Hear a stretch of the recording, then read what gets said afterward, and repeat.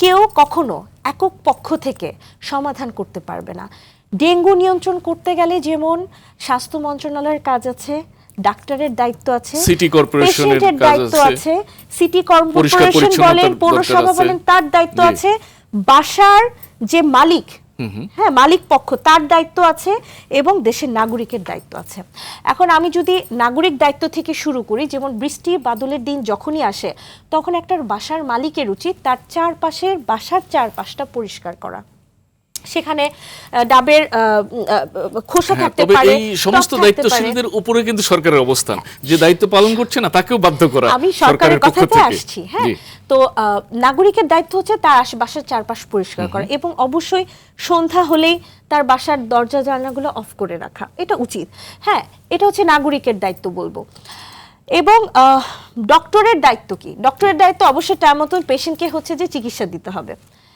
পেশেন্টের দায়িত্ব কি? পেশেন্টের দায়িত্ব হচ্ছে যে যখন এরকম ডেঙ্গুর নর্মালি সিমটমস কিন্তু হচ্ছে কয়েক রকমের।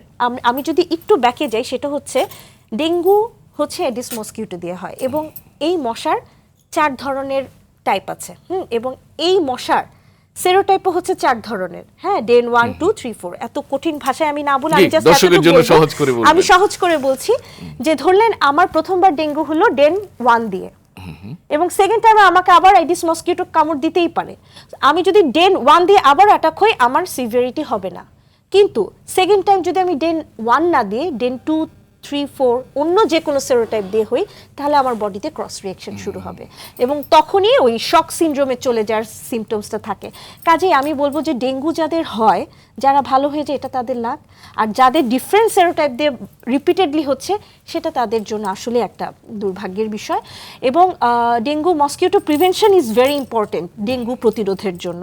তো এই কারণে হচ্ছে আমি বর্তমানে যেটা দেখছি, বর্তমান সরকার কিন্তু আপনার পৌরসভা বলেন বা সিটি কর্পোরেশন বলেন, তারা ফগার মেশিন ইউজ করছে, তারা মশা নিধনের জন্য কেমিক্যালগুলো ইউজ করছে, এবং প্রতি সপ্তাহে একবার করে দিচ্ছে। তার বর্তমান সরকার এই দায়িত্বগুলো কিন্তু নিচ্ছে, এবং রাস্তাঘাট পরিষ্কার করা, জলাশয় পরিষ্কার করা, বিভিন্ন নর্দমা ক্লিন করা, এটাও তারা করছে।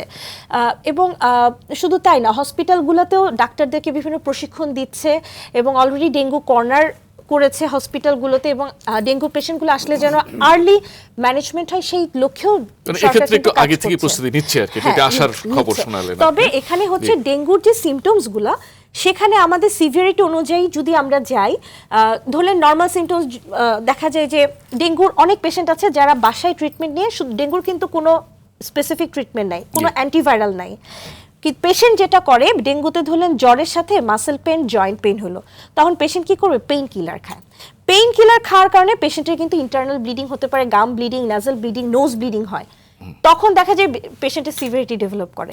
সিভিয়ারিটি নিয়ে যখন হসপিটালে যায়, তখন কিন্তু তার কন্ডিশন খারাপ হয়ে যায়, দোষ হয় সরকারের। তো এখানে আমাদের কিন্তু leaflet, miking, television, social media প্রচারের মাধ্যমে বলতে হবে এই ধরনের সিমটমস আসলে জাস্ট একটা সিম্পল এমবিবিএস ডাক্তার দেখালেও হবে, কিন্তু পেইন কিলার না। পেইন কিলারের বদলে প্যারাসিটামল খা, কিন্তু পেইন কিলার খেলে কিন্তু সিভিয়ারিটি বাড়বে।